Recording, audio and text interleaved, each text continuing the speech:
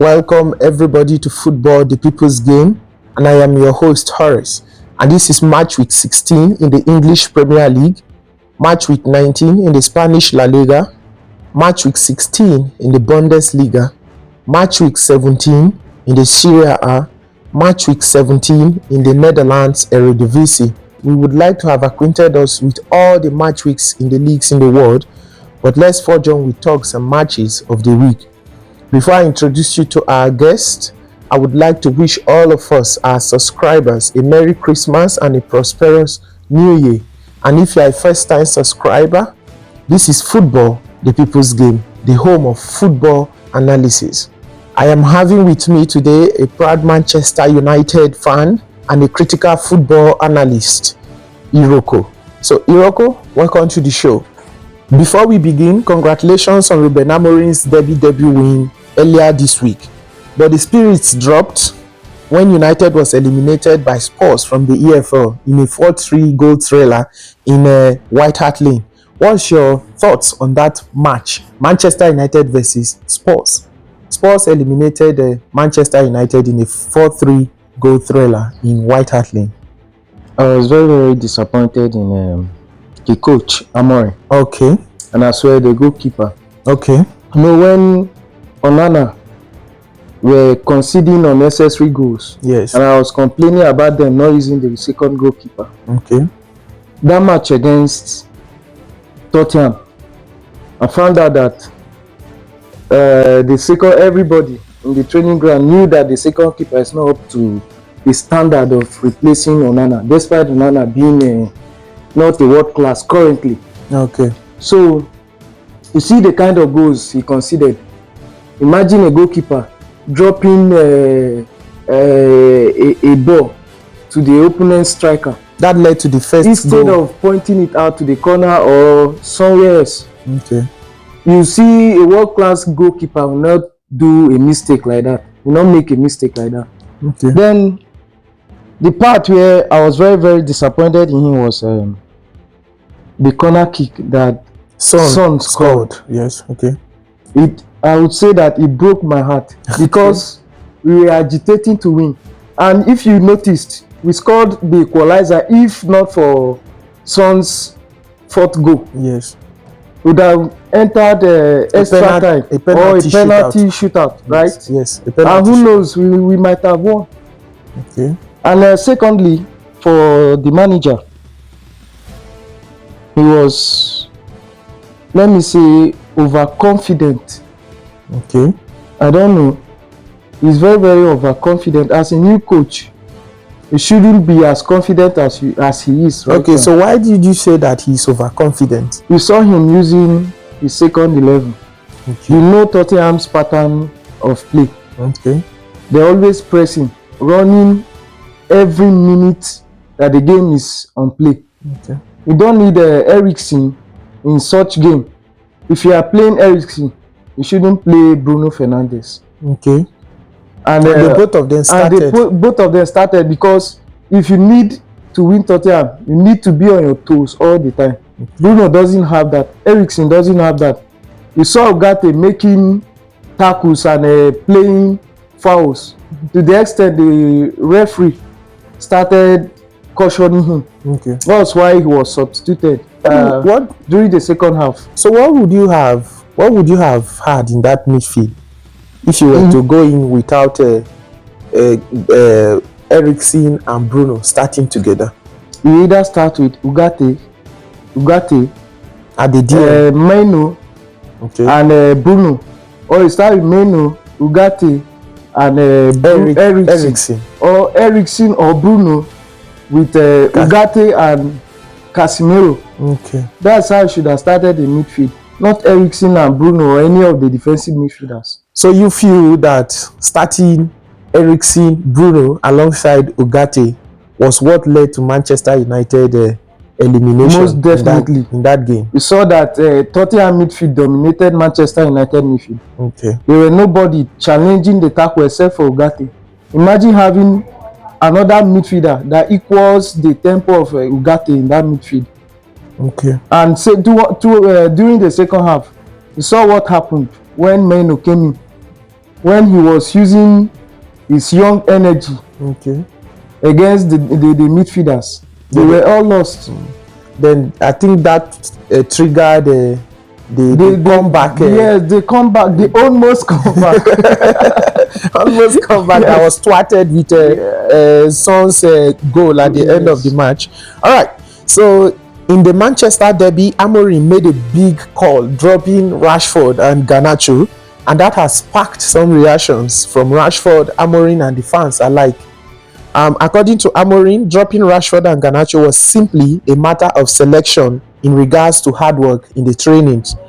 During the week, Rashford have come out openly to react to that and said his time at United has been worthwhile and would look out for a new challenge elsewhere.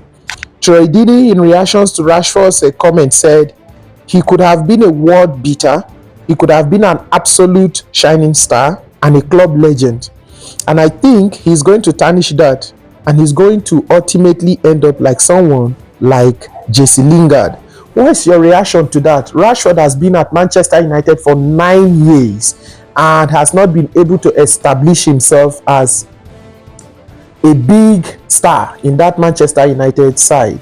And since Amorim came in, we can say that in the matches that Rashford has been used, we have able to see some glimpses of the old Rashford that we knew. But going into that Manchester derby last week, he was dropped alongside Garnacho, and that has sparked all these reactions.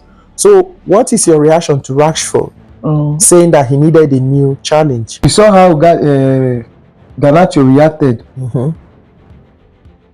Amorim said that before the Tottenham Spurs game, he said that Garnacho was angry at him. And he is happy that he is angry. And that made Garnacho to train more better and harder in order to prove him wrong. As a professional, that's how he should react. Not going to the media or interviews saying all kind of things like you want to go for a new challenge. Well, it's left on if he has made up his mind, if he wants to tarnish his own image in Manchester United. Because when he came, at one point I was seeing him to be a legend. And when I heard the news that Rashford was leaving, I wasn't happy at all. At least some players peak starts from 30, some begins from 28, 31, 32. I think most players start from 25. Your peak should start at 25. Yes, but not all players have equal abilities. Like Benzema. You saw that his peak started in his early 30s, like 31 or so, or 32.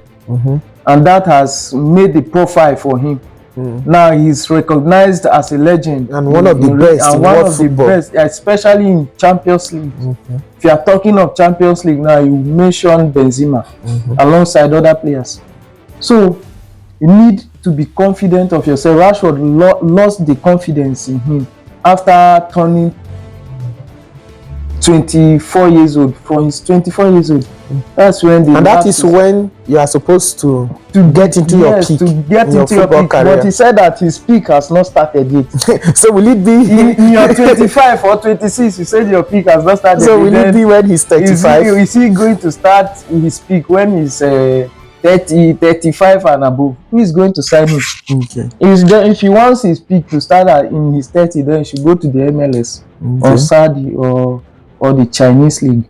All right, but Rashford coming out openly to talk about leaving Manchester United is not something he should have done. Should have put up the effort to prove the coach wrong. It's about you, not about the coach. If you are playing well, you are playing well for yourself, not for the coach. The coach can get sacked any day, and the next morning you hear that he has signed a new contract for another club, and yourself, you tarnish your image.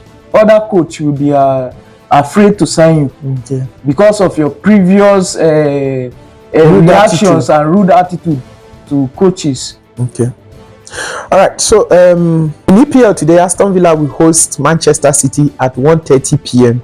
Can City turn things around with starting up with that Aston Villa game? You know, last weekend in the Manchester derby, City took the lead and everyone felt that they were going to win that Manchester derby, and then that would be a starting point in turning things around for City. But at the end of the day, they were surprised with a Manchester United comeback.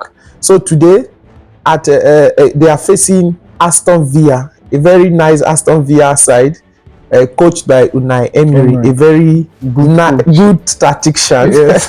In terms of playing against big clubs. Yes, and they are doing absolutely well in the UEFA Champions League this season. I think they are the fourth or so. I think they should be third or thereabout. So, and today City are playing against them away to Aston Villa. So, do you think Manchester City can beat Aston Villa and turn things around? You can see the smile on my face. I read the news against Man City that says Ruben Diaz will be absent in today's game. Okay. Alongside Edison is not sure to start. Okay. You can see that two of their best are going to be absent from today's match, and that is going to give Pep Guardiola a tough time in terms of selection for that game. And another point is, if you can't win a struggling Manchester United, then you are not ready to win Aston Villa. I'm very, very confident that Manchester City will not win Aston Villa today. Okay, and you see that, so from what you are saying, you see that Manchester City are not yet to that point that they will turn things around for themselves. I think with this Aston Villa game, it will be the 12th game that, if I thought they lose, it will be the 12th game that Manchester City are struggling. It will be a good storyline for the Manchester United. Yes. You see, all the bad coaches, I won't say bad, all the coaches that had bad times in Manchester United, none of them lost 3 in a row. Okay. Highest 2. Okay. Guardiola, who thinks he's an elite coach, is struggling with 11 matches. Okay. You can see that Guardiola is the kind of coach that wants to coach a club that has good profile, that will play to his terms. You saw how he turned down Manchester United's offer, because when he brought out his own terms to coach Manchester United, in terms of he will be the one to sign players and all of that, and the funds should be there to back him up. Yes, he refused. So you see that I'm not going to say that Guardiola is not a good coach, but in terms of good coaching ability, in comparison to Mourinho, it's not good. Okay. If you can't coach a struggling club, then you are not a good coach. Okay. Just like Ancelotti, Mourinho, Ferguson did. Okay. When Ferguson took over Manchester United, they were in the brink of clashing, just like present Manchester United before he took over. Okay. So if you are not coaching a struggling club, you are not a good coach. All right. So after the Manchester derby win, Pep Guardiola was interviewed for his reaction to that game, and he said that he was not a magician and that he is not good enough as things are currently. So do you see that? Do you think that Pep Guardiola is now being exposed? Because we have known Pep Guardiola to be coaching elite clubs with elite players, clubs like Barcelona, Bayern Munich, and then currently in Manchester City, that are well equipped with good players. And now that they are struggling, it is becoming so hard for Pep Guardiola to turn things around, and things keep on getting bad for him. So do you think that, let's forget about, we know that he has won trophies and has established himself as a good coach, but do you think that Pep Guardiola would have that profile in turning things around for Manchester City? Currently, in the way things are going on in the Premier League, You see Nottingham Forest fighting for top 4. Yes. You see Aston Villa, Brighton, all these clubs fighting for top 4. Who we weren't expecting Chelsea to be in the top 4. Okay. Things are turned around now. And Guardiola in his own side they say that a good dancer should know when to leave the stage. Okay. After Winning the treble, he still extended his contract and winning the Premier League in breaking Ferguson's record, winning four in a row. He should have left, and that would have made a big profile for him in both Manchester City and the EPL. Okay. Instead, he was too heady. And decided to stay because he's farming in EPL. And now everyone has known his tactics now. I don't think Manchester City can win Ipswich this season. Currently. All right. So another match in the EPL today would be Crystal Palace versus Arsenal. So Arsenal will be hosted by Crystal Palace. And on Sunday, Everton will host Chelsea 3 p.m. And we have seen what Chelsea is doing in the EPL this season currently. Yes. And I can say that they are the most informed team currently in EPL. Yes. And nobody saw that coming going into the season. We didn't see that coming. Chelsea coming into the top 4 and then probably trying to contend for the league. And some weeks back, their coach Enzo Maresca has played out Chelsea not being title contenders, and then some of the Chelsea players have also followed suit, and even down to the fans. The fans now have bought that idea of Chelsea not being title contenders, but are more interested in just 3 points, and that has become a platitude. That has become a platitude in the Chelsea fan base. So what do you have to say about that? Are Chelsea actually title contenders? Because it is increasingly becoming annoying that Chelsea are in the second and third spot, but then they are playing themselves out that they are not title contenders. But if you are in the second or third position, you are actually a title contender. They are all playing mind games. Okay. It's a mind game. Yes. If you are not contending for the title, but you want Liverpool to lose. Okay. And you want Manchester City to lose. You want only 3 points. And you want to be in the first position. Okay, let's assume Chelsea won the EPL. Okay. Then they will carry the trophy and the medals and give to Liverpool or Arsenal. Would they do that? They would do that. They are just playing mind games. So,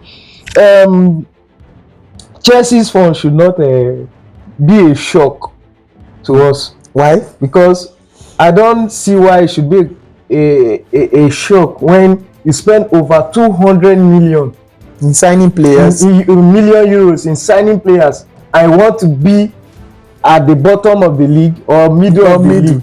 That's not what was expected. If you are going to win the league, you go for players.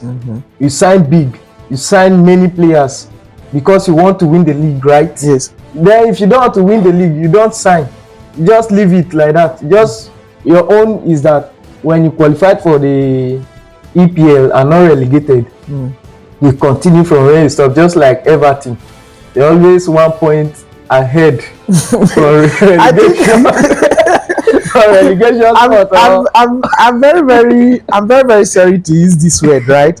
But I think at Chelsea not being, because whether you are so long when the season is starting, all the 20 clubs that are starting the EPL are all title contenders, because that is the main purpose of the league. Yes. All the clubs coming into the season, that is the main purpose. Yes. Everybody has that set out goal to compete for the league. So whether you are 20th, 19th, or you are 7th from relegation, and you are a title contender.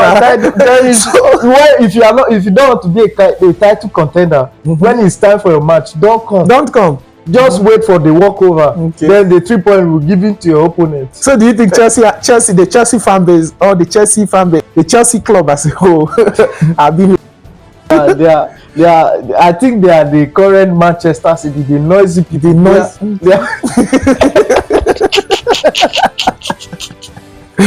They are very noisy. Okay. Everything about them noisy. When they are playing, they are noisy. When they are not playing, they are always in the field viewing center.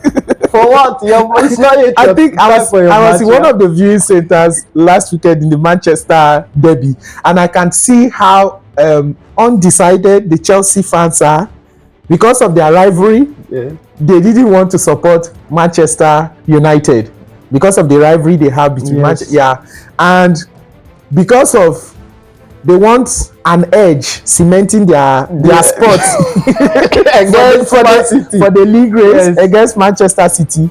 They were supporting Manchester United. So when Manchester City took the lead, we saw that they were happy that Manchester United is losing. Yes. Do you understand? And then along the line, when Manchester United did the comeback, all of them came out and say, oh, we actually even wanted City to lose.